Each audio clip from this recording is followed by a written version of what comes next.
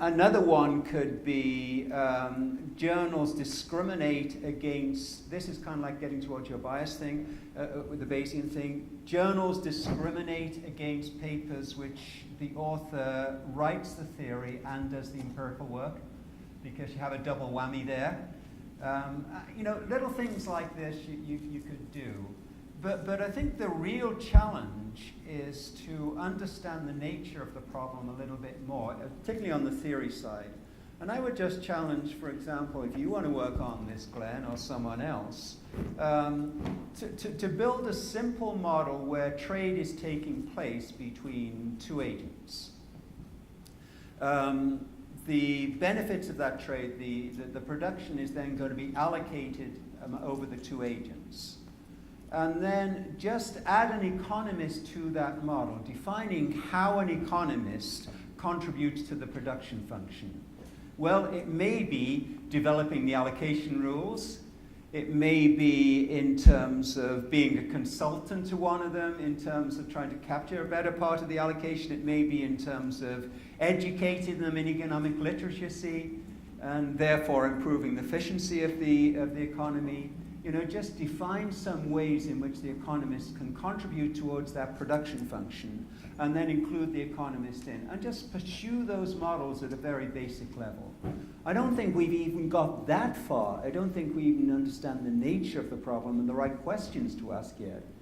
But it's clear, there should be a discomfort level amongst us all that we haven't even addressed this. I mean, this is probably the most important problem in anthropology and physics.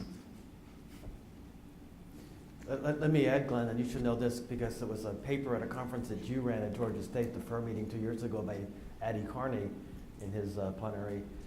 And, assuming that we're Bayesians, he kind of gave a really interesting talk. I think the paper came out in the AER, am I right, last year, on reverse Bayesianism. So, Bayesianism is basically, okay, I have the first attempt and then I'm getting more information and narrowing in the truth. But what happens if it goes the other way? After the first attempt, I find out, boy, there's a lot more shit that I didn't know about. And boy, I do a second attempt, I find there's even more. And rather than contracting, I'm kind of expanding. And the more I look at this thing, the more I realize that it's one of these unknown unknowns. And so to just assume that information, as I get more, I'm kind of narrowing into the true distribution or the true model. Maybe that's not always the thing that happens as well. So, anyway. George Zanjani, Georgia State, and this question's for Neil. So regarding the incentives of the observer, this is, especially in empirical studies, this is something that I've often worried about. I worry about it less now, and I'd be curious, and I'm going to give you my reasoning, I'd be curious about hearing your perspective on this. The reason I worry less is that there are observers of the observer. And what I mean specifically is, yes, the observer has incentives, but going back to your graph where you specified the observer's incentives as being to maybe distort the truth somewhat. If I throw a paper out there with sort of shoddy regressions, there's a legion, depending on who I am, there's a legion of people out there with incentives to go out and expose me. So examples of this are Steve Levitt, Marty Feldstein, even Paul Samuelson have had people that have gone through and checked their work and found errors, right? And so I'm just wondering that if we sort of view the observer in the context of the broader market for ideas, that their incentives aren't really correctly aligned if you sort of consider the people that are going to come afterwards checking the work. Yeah, I mean, it's true, of course. Work does get checked, and if it's significant work, it's cited a lot, it's much more likely to be replicated. But this is not like, for example, in the medical field where right away a result comes out, some statistical test comes out, and it's checked by someone before it can be implemented. I think most of our work going in journals is probably not read. Or if it's read by one or two people. So I think probably it's one of these Pareto curves where 90% of the stuff is never even read or never checked. Only the important stuff is checked. But it's only when it becomes salient that someone's likely to go back and look at it again, by which time people have been using that. It's a very inefficient process. You know, I think we could do more in the meantime. And I think the first thing is, I actually tried this with the Geneva Papers as the editor here, to try and get them to adopt stricter protocols. You know, the costs of delaying that are strong. It's not as though it's a lost cause entirely. It's true that editors do look at these things, but the editor would be, and the referee would be in a much stronger position if they had the whole history of your empirical work and how it's responded over time, how it's changed over time. Continuing Eddie? what you said about the Eddie, introduce yourself. Oh, okay. I'm Etty Baranoff. I'm at Virginia Commonwealth University and also working for the Geneva Association in as the research director of the Insurance and Finance program. And therefore, I'm actually corresponding as we speak with Christophe Courbage, that is the editor of the Geneva Papers. And I have a special issue coming up, and I'm trying to ask him if we can get your lecture into the hands of the CEOs, the people that are really looking at all of it. And right now, you mentioned systemic risk in one of your slides, and the IAIS is looking at all of this data, and you are actually looking at the data as something that you can massage and do whatever you want to do with. And this is the data that is going to tell companies what level of capital or loss absorbencies are going to have, and how to take care of all of the systemic risk. There are 9 already designated insurance companies.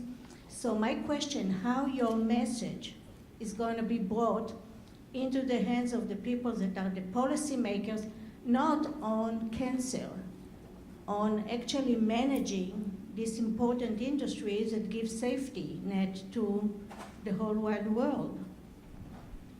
Well, it's accessible, obviously, as a lecture. Just an interesting variation on this theme is Rich is here, Rich Phillips is here. I know Rich did some work on AIG before the financial crisis, looking at their risk management plans.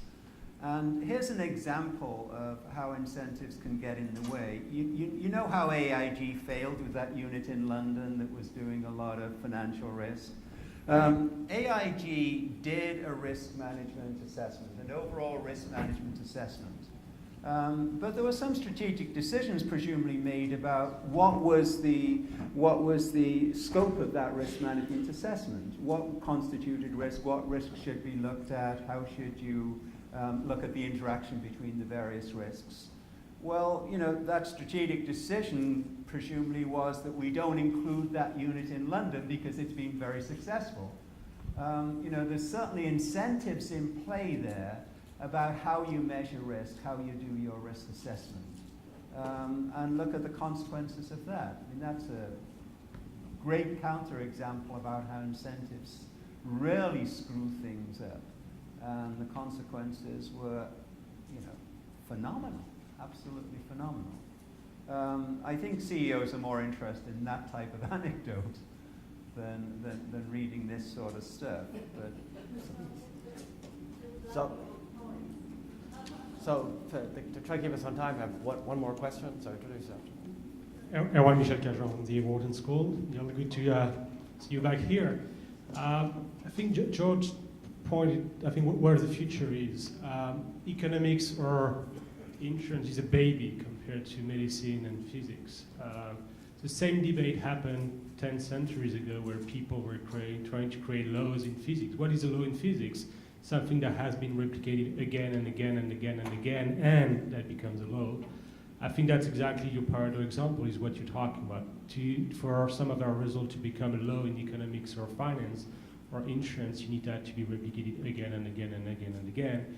If it's not a law, it doesn't matter much. That's point one. Point two, I think an easy fix for what you discussed is not only for the data to be released, but for an editor to ask specific people who we know are very contrarian to the thesis of the author, to actually run the same type of analysis with the same data and see what they find. By proposing that contrarian view in a very systematic manner, actually, you force that debate.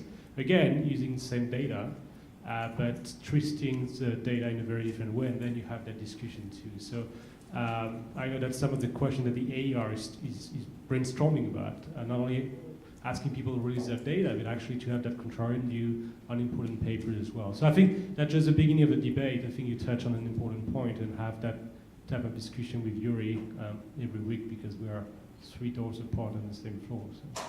Yeah, you're closely related to George's point earlier on. And you know, people are replicating our results to some extent. What I think would be a nice idea is if we could have a very prestigious journal called the Journal of Negative Results, and have great career advancement for producing and publishing in this journal. I think that would do great service to our industry. It's also interesting because even probability theory, go back to if you were here at the beginning when I did my flip of the euro, basically mid-1700s, we come up with 2 mathematicians coming up with all these rules, and that's not that long ago. And going back to Eddie's question about how do we apply this stuff, I see all these people doing these numerical analyses and all these risk analysis groups, and basically they take the data and estimate parameters and then simulate 10,000 years worth of data. So I have 10,000 years worth of earthquakes, but basically it's based on a couple of decades or maybe a century worth of stuff, and that's not the same as having 10,000 years worth of data. So I mean, I think that's another way to kind of get things wrong. You're kind of building in the model to start with, and I don't know if in a lot of where I live in Tuscaloosa, we had one of these 1 in 250-year event tornadoes come through town. But how do I know that's really a 1 in 250-year tornado? I mean, is this like something that just happened to be in the last 100 years worth of data, or is it something? So it's kind of hard when I start talking about 10,000 years worth of history. We don't have the data for that, and that also limits us the same way, especially with your group. All the kind of stuff you do. It's hard. We don't. I guess we can go back to Noah and say, well, they didn't have flood insurance back then, or something like that. But okay, well, join me in thanking both of the speakers.